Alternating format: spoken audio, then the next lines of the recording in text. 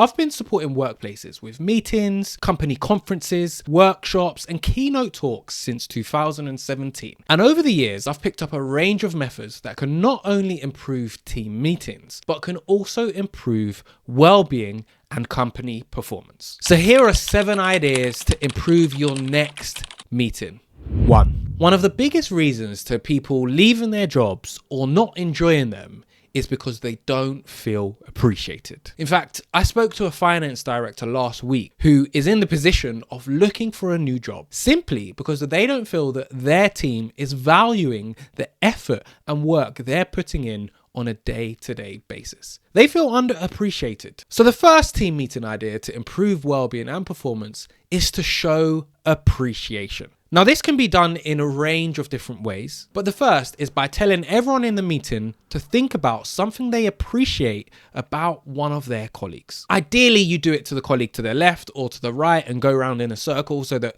everyone gets something nice said about them. But showing appreciation to one another in a team meeting does 2 main things. The first is it makes people feel good. When was the last time you were shown appreciation? How did it make you feel? Well, why not instigate that in your next team meeting? And the second thing it does is that it reaffirms positive behavior. If you're shown appreciation for doing something that you do every day, are you more likely to continue with that or do less of it? So give it a try and let me know in the comments how you got on. 2. Sometimes people in teams can be overwhelmed with tasks and not sure about what order to put their tasks in and prioritize efficiently. So why not talk about prioritization in your next team meeting and giving the team simple and effective methods they can use to help prioritize the tasks that they need to do. And that's where I want to show you the Eisenhower Matrix. This is a tool here that we have on the Love in Life website. It's a free tool, as you can see there. But we scroll down to the Eisenhower Matrix, and simply there are 4 boxes: urgent and important, not urgent and important, urgent and not important, or not urgent and not important. And people simply just enter the tasks that they need to do. Clear inbox, for example. Where does that lie on the importance list? Is that urgent important, or is that not urgent but also important? This tool and this Eisenhower matrix methods allows individuals to prioritize the most important things. If clearing their inbox is part of their job role and that is both urgent and important, it goes in this box. And once they've cleared this box, then they can move on to their other tasks. I'll leave a link to this in the description box, but make your team meeting about prioritization, helping colleagues to order their days in the most efficient and most productive ways possible. 3. Work can be stressful. Everyone experiences stress from time to time. And in fact, last year in the UK, approximately 52% of working days lost were due to stress, depression, and anxiety. And that's not good for anyone. We want to reduce stress in the workplace as much as possible so that people feel good about themselves, they feel happy, they feel healthy, and they can perform at their best. So why not implement a stress check-in in your next team meeting? Check in with people about how they're feeling with their stress levels, and then give them tools to help manage and cope with their stress. Now, you can use an expert to come in and deliver a talk on this, or you can do it yourself. And I'm going to give you some gems in this video right now. Now, the first thing, talking about stress allows people to acknowledge it, understand it, and then be mindful of putting in systems to help them better cope with their stress. If we know what stresses us out, we can then put in methods to help reduce it. Additionally, if we talk about our stress, it can often relieve the pressures that we're feeling. Simply the art of sharing, the art of talking and communicating to others can make us feel less stressed about a particular situation. And it's your job in your team meeting, as a leader, as a facilitator, as whatever you are, to support people with a comfortable conversation around stress and how they can implement systems and methods to better cope with it. And here's a nugget for you, because stress is not what happens to you. Stress is how you think and how you feel about what happens to you. And you know this because what you find stressful might not be stressful to me, and what I find stressful might not be stressful to you.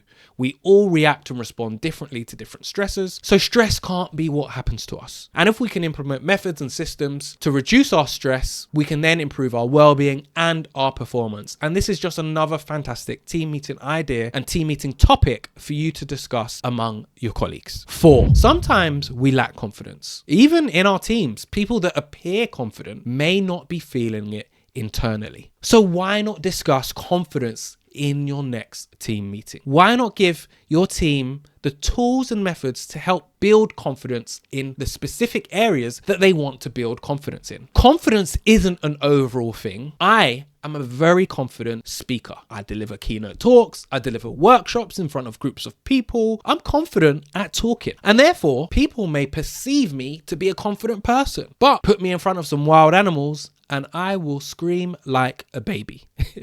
I'm not confident with animals. So how can we build confidence in the things that we're not confident in? There are lots of different methods, but one is called the exposure hierarchy, using simple methods to help gradually build up towards the thing that we want to build confidence in. But simply having a conversation around confidence in a team meeting is a great way to help start talking about the subject and help people to build their confidence, ultimately improving their well-being because they feel better about themselves, and their performance because they're more confident in their job role. 5. Now, this meeting idea is probably my favorite. And the reason it's my favorite is because I've seen firsthand many times the positive impact that this topic can have on a group of people and a team altogether. And this topic is gratitude. Now, I want you to think about this for a moment. What is one thing that you're grateful for within your working life? Sit there, think about it, and think, wow, I'm super lucky. When we highlight gratitude and we discuss the things that we're grateful for, it allows us to cultivate a more positive mindset and positive attitude towards our working day. Facilitating my Harnessing Gratitude workshop, I've seen happy tears among colleagues. I've seen colleagues get up and hug. I've seen managers finally get the recognition that they feel they've deserved all along. And it's such a beautiful moment in any team meeting, talking about the things that we're grateful for within our workplace. And that could be simply, I'm grateful for you, Sarah. I'm grateful for you, Tom, because every time I have a work problem and I come and moan to you about it, you just listen with empathy and kindness. And small moments like this can help to improve our well-being and, again, team performance. 6. Now, work can often feel like it runs at 1,000,000 miles an hour. And sometimes we just need to take a moment to be still and calm down so that we can then tackle whatever it is that we need to tackle. So why not perform a simple breathing exercise in your next team meeting? Getting everyone to take a moment, breathe in for the count of 2, breathe out for the count of 2, breathe in for the count of 3, breathe out for the count of 3. Do this all the way up to 5 and then back down again through the numbers to 2. It takes no more than 2 minutes. It's a very simple method that you can use in your next team meeting to get everyone to have a moment of calmness, stillness, so that they can then tackle whatever it is that they need to tackle within their job role. A very simple but effective method to use in your next team meeting. 7. Now, last but not least is a method to spread some positivity in your next team meeting. Now, we've already talked about appreciation and gratitude, but there are other things that we can do to make others feel good. Now, I want you to just quickly think about this. When someone has made you feel good at work, how has that made you feel about yourself and towards that person? The chances are that you likely feel better about yourself and towards the person that made you feel good. So why not implement a compliment chain in your next team